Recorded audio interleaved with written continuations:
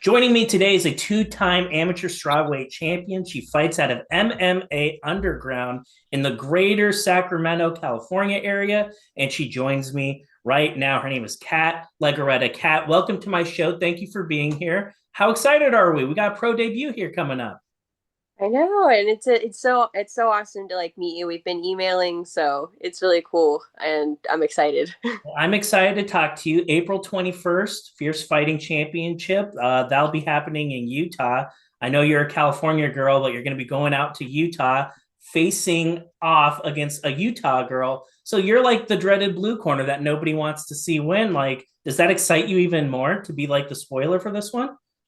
It does. Like it's mostly just like a lot less pressure on me just because I'm not from there. So I could be like, all right, like I'm not gonna disappoint anyone except, maybe some people from Utah. But Let's talk a little bit about just kind of like this journey up to this point, because this has been many years in the making. You had a decorated amateur career, two title fights, or two titles to your name. So, like, talk to me like through your amateur experience. Like, what was that whole process like? Of course, we had like a pandemic right thrown in the middle of all of that, which probably was not easy, considering that was like in year two, I suppose, of your actual fighting career, and talk about derailing things for a while. oh, it did. So I did 2 years. Like I had three fights in those 2 years, and I had two wins and one loss at that point, and I was starting to get a roll. Mm-hmm. And then COVID hit. I had actually had a fight scheduled for like sometime in the middle of March, and a week before the fight, COVID hit and they had to cancel. I thought it was just the bout that was getting canceled. I didn't know like the whole like everything was getting shut down. And then I was like, all right, well, we'll just wait it out. And then a year goes by and it's like, okay, I guess I'm not fighting. And then year two, like fighting finally started opening up again, but it still wasn't like a lot. Mm-hmm. And then I tried to fight that whole year in 2021. No one would fight me, or they would accept the fight, and then like a few weeks before they would back out. I wanted to fight so bad. I had been training that whole year, like when I could finally go back to the gym and everything, and it was kind of like, okay, I guess I'll wait another year and hopefully someone will fight me. Well, 2022, you were very active. You were able to get out there, and that must have been a welcome change. Can you talk me through those three bouts that you had in 2022? It was three or four bouts that you had in 2022, but a lot of activity. How did you grow as a martial artist from 2022? So it just a lot of training. Like I said, I had a lot of fights fall through even in that year, like come and go. So I was just in a constant fight camp. I think I trained like solidly because I had already, like I said, the previous year I had already been in several fight camps up until December. I was supposed to fight, and so I think I took maybe like I took 2 months to just kind of calm down a bit, train a little bit more, like just keep honing things in. And then February I finally got, after 2 years, my first fight on King of the Cage. And and then after that it was just fight, like it was almost every month I was fighting. It was insane, so I was just in a constant fight camp. Constant fight camp. You had an overwhelming successful 2022. And at what point did you and your team like huddle up and say to yourselves like, I think we're ready? Like, at what point did those conversations happen? So after my last fight, I did get a draw, and that was we knew going in that that was going to be kind of like my first really really challenging fight. Like this was going up. Like we had they I think it was a girl from back east that they had come in to fight me because we were again having that problem with, especially because of the active year, just not having enough people wanting to fight me. So they brought someone in, like they flew her in, and we knew it was going to be a really hard fight, and it did prove to be because it ended in a draw, which was insane. And I think after that, we tried to have like a few more amateur fights, but they all fell through. So we were just like, you know what, we're gonna pull the plug. We're gonna go full into pro. This part of the podcast is brought to you by my friends at Uriah Faber's A1 Combat. Later on this month, on April 28th, there's going to be an amazing title fight that's going to be taking place between two really high level guys. This is a card that I'm really excited about. A lot of really interesting fights between some of the top up and coming prospects on the West Coast. I highly recommend you guys check this out. It is going to be streaming on UFC Fight Pass, so make sure you check that out. And if you're in the Southern California area, why not just go to the fight? I am going to go ahead and in the description for this video include all of the information on how to attend or watch this event. Make sure you guys check it out. Let's pan out a little bit because there are a few things about you that I think are really like special and kind of unique. And the first one, I guess it would apply to any prize fighter in this sense. And it's like it takes a very special person to like do what you do. Like we're talking about one out of like 1,000 people, one out of 10,000 people that would do that. Now you add like being a woman too. Like that now we're talking about one in literally a million that would actually do this. And I kind of want to like pause there because not only is that a rarity in and of itself, but like women in mixed martial arts, that's a relatively new phenomenon. Like this Right. this hasn't been going on for the past 100 years plus. Like we're talking about something that has happened in our lifetime. We remember that Ronda Rousey fight. We remember women being integrated into MMA at the absolute highest level. And my question is, do you ever like feel the weight of that when you go out and compete?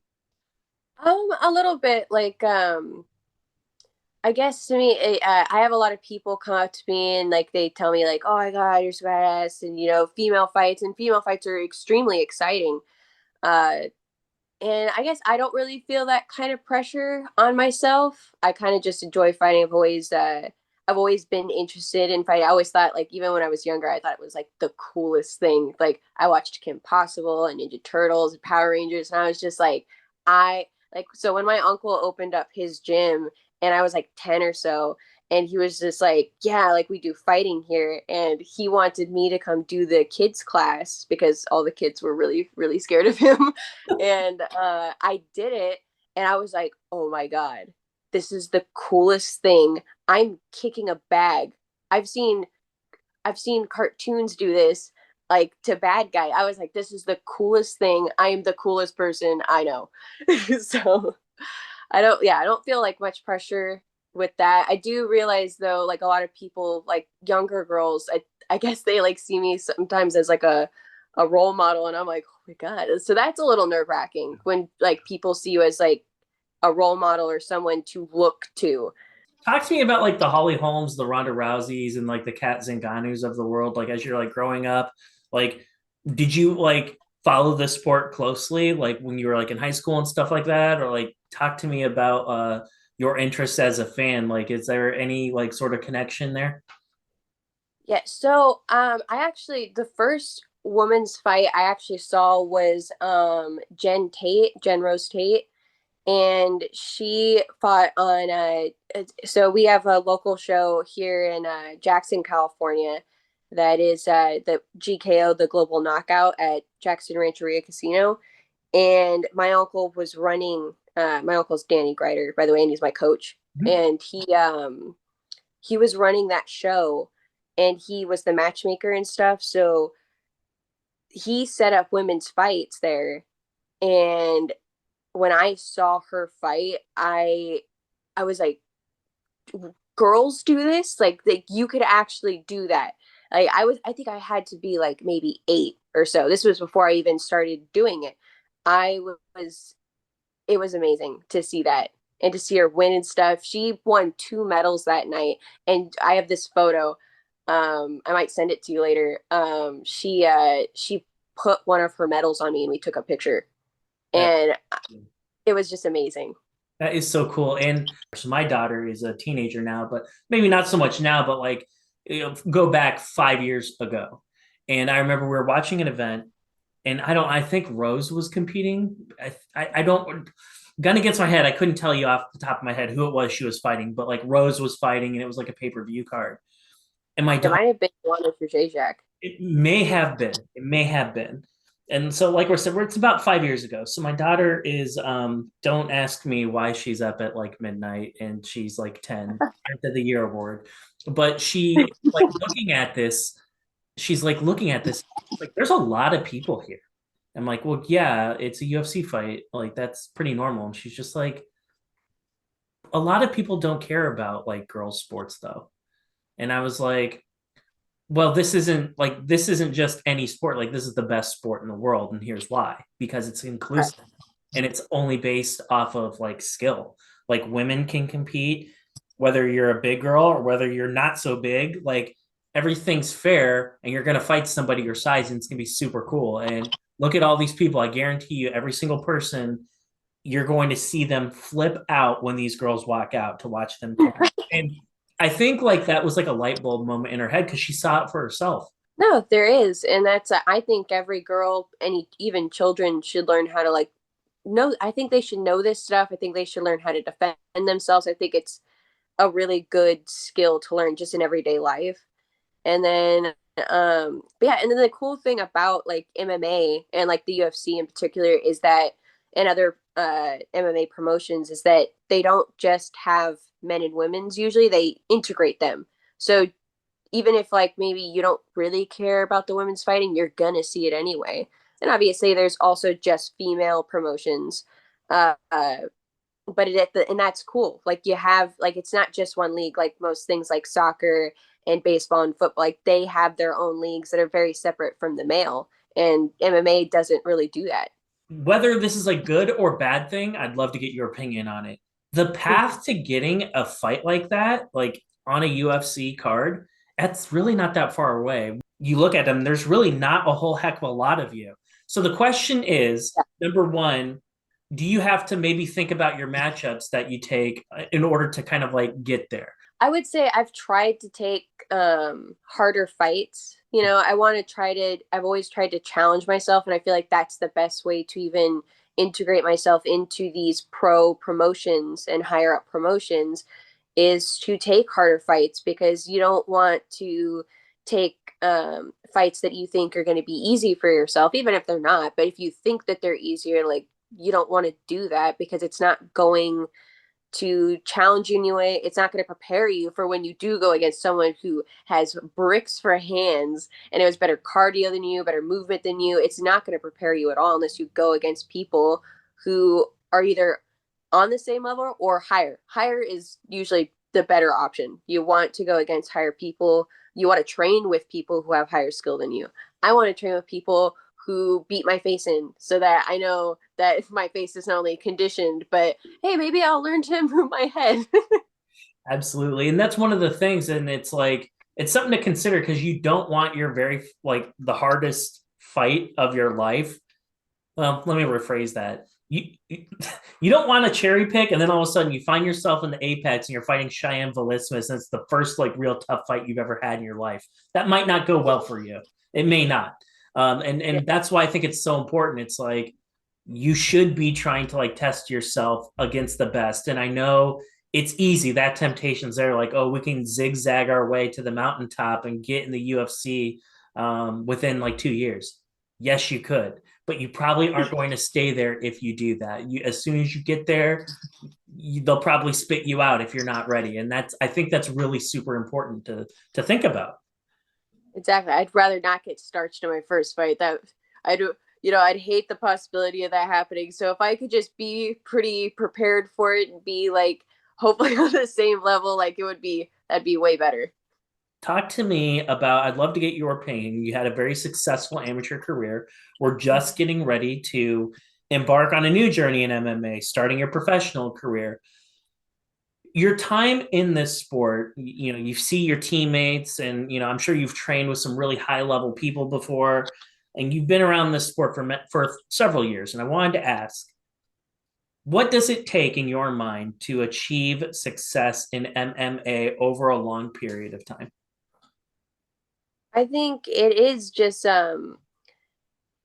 it's a lot of training, it's a lot of hard work.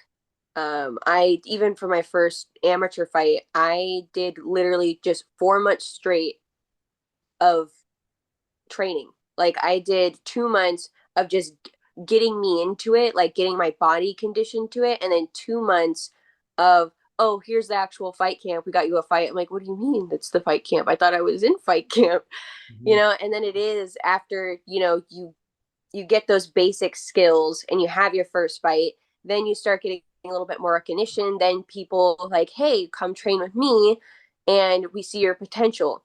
And if you just go there without any like kind of ego in your mind or just the willingness to learn from these people, like, because I was stubborn, like they're like, yeah, hey, maybe you want to do this. I'm like, no, I can't do that. Like, I only know how to do this. And then they're like, all right, well, I'm gonna beat your face in until like you learn. And I'm like, yeah, I think I'm ready to learn. I think I'm ready. And it is. It's networking and going again, like going to these places and being willing to learn from everyone. You know, you can learn even from a beginner, like what they do. Like, it's a really cool sport. Like, it's so much networking and connecting between people, and you meet amazing people that maybe you wouldn't have met otherwise if you weren't in the sport, because in the sport there's not just any one type of person, which is, it's awesome. I've met like wonderful people through this sport. And you met a guy sitting in his basement in Washington, D.C. How about that? I have, and you're wonderful. Let's talk a little bit about a disclaimer. So here's like a disclaimer because number one, the sport's not for everybody, but some of us are crazy and we think about this. We're like, man, I don't know, like this MMA, it has me like it kind of has me. I think I want to get into this. And I want you, Kat, to finish this sentence. Do not get into MMA if dot dot dot. You're sane. All right. I think that's a great answer. Qualify that more if you'd like. Well, I tell people all the time, like, I'll tell people even when they first get into it, I'm like, hey, they're like, yeah, I really want to try. I'm like, I do not recommend this. They're like, why? I'm like, because it is literally the most insane thing I have ever done. I will, after practices, my nose is bleeding, my body is beaten and bruised, and I'm in the shower just like, um, oh, sorry. Good. Okay, sorry. I'm in the shower just like, what am I doing? Why did I do this? This is the worst thing I've ever done. But each and every day, I continue to get up. Even if I don't want to, I'll be like, I don't want to go to practice. I don't want to do it. I am so sore. I'm so tired. I'm so hungry. And then I still go. And I'm like, that has to be the definition of insanity. Like, there's no other normal person would do that. I feel that on a completely different plane. Like somebody asked me, like, "Oh man, like you have an MMA podcast." I was thinking about doing a podcast about random topic, and I was just like, "Are you insane?" I was like, that was the first thing I said. I was like, "Are you insane?" Because you have to be insane to get into something like this. I was like, even like on my side of the fence, it's like this is not something for everybody, and I, I caution getting into it. I really do unless you have like no expectations. Like if it's just something you want to do to scratch off your bucket list, then fine. But I don't know if I'd necessarily recommend this for everybody either. That's what I think. I'm like, you have to be like actually insane. Absolutely. Well, let's talk about this pro bout that we have scheduled up. It's actually happening next week, and your opponent, her name is Madeline Meacham. Let's Number one. This is the first thing I circled when I looked at this matchup. This girl's going to have like 4 to 5 inches on you, and she's got a 66-inch reach.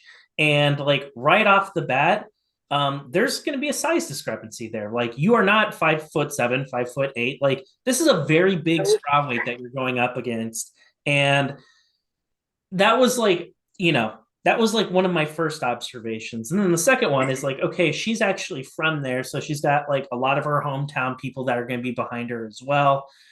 This seems to me to be quite a difficult opponent on paper. I know her record isn't the best, but when you consider those two factors in, and I'm of the opinion that she's really going to want to like show out in front of her people, like talk to me about what are some of the things that you see about this matchup that just stand out to you.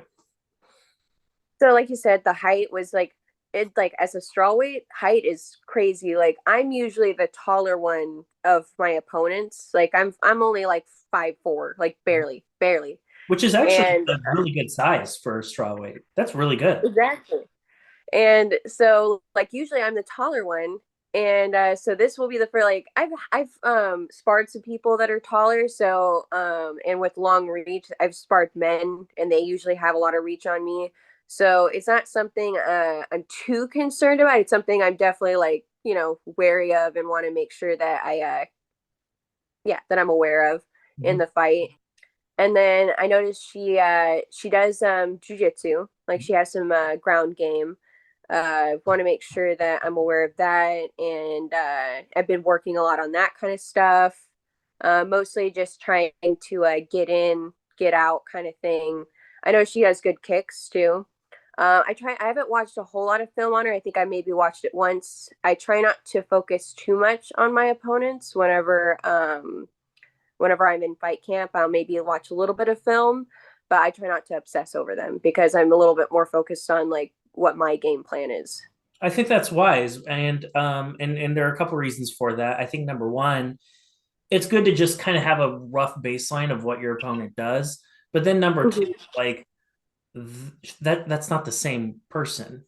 Like you're watching a fight that happened 2 years ago. Like she's been putting in the work and she's been working to get better ever since her last fight. So like, yes, that might have been where she was like 2 years ago or a year ago, but in this game, like there's continual Improvement's improvements that are wild. being made, right? So it's like, yeah, like I'll make something up. Like her 1-2 wasn't that good, something really basic. And well, guess what? If we're Mhm. seeing that, her and her coaches probably saw that too. So and then that's how people get Exactly. surprised. It's like, oh wow, her like 1-2 wasn't good last time.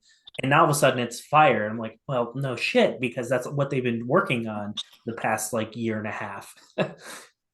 Exactly. See, and that's like I don't people always ask me like, "Oh, like what's your game plan and stuff?" And like, "How do you think this fight's going to go?" And I'm like, "Look, every fight in my opinion and in my experience, as soon as you get into the cage, it's 50-50. Mhm. Anyone can win. If I know that I'm confident in my abilities and in my skills, and I know that I can win every fight if I don't make any mistakes and if they don't capitalize on them. I can win every fight, but sometimes it's not my day. Sometimes I make a mistake and it's the end of the fight. And that's how it goes. And that's how I look at it. I just know I have to be at my peak performance whenever I go in there. And that's all I know. And that's all I go in is I'm like, well, this is life or death for me. So I hope she feels the same. Well, I had one final question for you. With this being a pro debut, we're talking about new rule sets now. I know that you fought in, you're accustomed to the California amateur rules. Now all of a sudden you're fighting on pro rules and you're fighting unchained now because now we're talking about we can use our knees, we can use our elbows. It opens up a whole bunch of things you can do on the ground. You can heel hook people if you want. You can smash somebody open with your elbow, which I'm sure you really want to do. Like how exciting is that to you to think about like all these things that now you have options like these are like weapons that you could put in your chest and use these if the opportunity presents itself in the fight. That's got to be incredibly exciting. No, it was that I think that was like probably the most like exciting part of like this whole thing. Like I think I remember we were like training and stuff, and I think my coach was like looking at he's researching stuff, and then all of a sudden he looks up at me, he's like, "We could do elbows," and I look at him like, "We could do elbows," and he's just like, "Yes, get the bag, you're doing elbows all the rest of the night." I'm like, okay. With the now we go up from 3 minute rounds to 5 minute rounds, like so that's another huge deal. So now we're talking about training for a 9 minute fight. Now you're training for a 15-minute fight. How has that like affected you and your body and just kind of getting ready now that you're well, I assume you're out of camp now, but how has that process been knowing that you're going to go in there for 15 minutes as opposed to nine? So it's more just being aware of time. Like now I have more time to work. And that always felt like the problem in like amateur is like, okay, we have to go fast, we have to go quick because we don't have much time and there's a lot of work that you have to do in 3 minutes, sometimes 2 minutes, like depending on the promotion.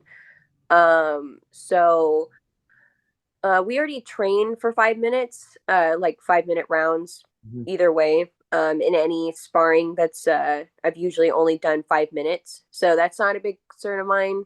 I try to keep my cardio pretty high, so I try to make sure that I'm not going to get winded during that. Mostly, it's just I think pacing is going to be the biggest thing that I have to consider with this time. I'm like, okay, we have this much time to work, and I have to be real like careful with it.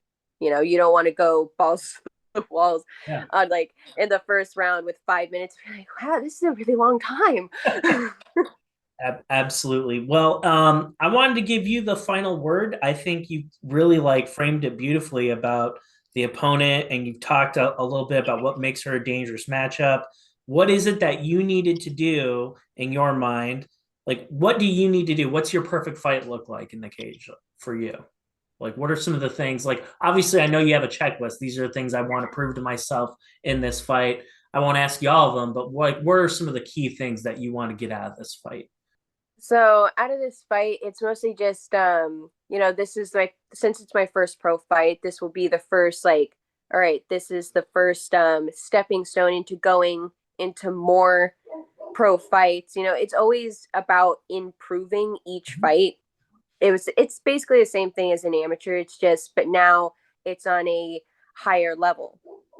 More recognition. Like this is, I'm going to a pretty big the Maverick Center and stuff. So it's a lot more people too. So it's just more eyes on me and stuff. So it's just making sure that I am presenting myself in a really good way and improving from my last fight.